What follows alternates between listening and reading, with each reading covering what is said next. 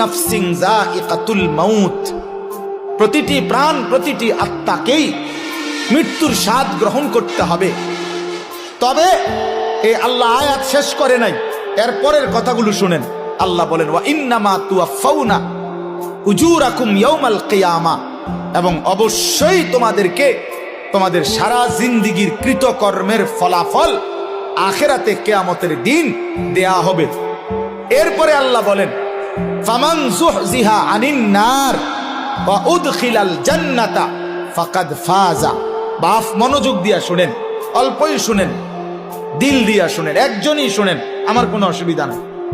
আমি তো আর প্রার্থী না, কাজের সমস্যা নাই, আমার গুলো এত সমর্থনের কি আছে যে আমি সবাই আমার ভোটার হাইতে এমন কিচ্ছু না। তা কাজে একজনই শোনেন। তাই এই জন্য বললাম যে আল্লাহ তাআলা বলেন ফামান যুহজিহা আনিন নার ওয়া উদখিলাল জান্নাতা।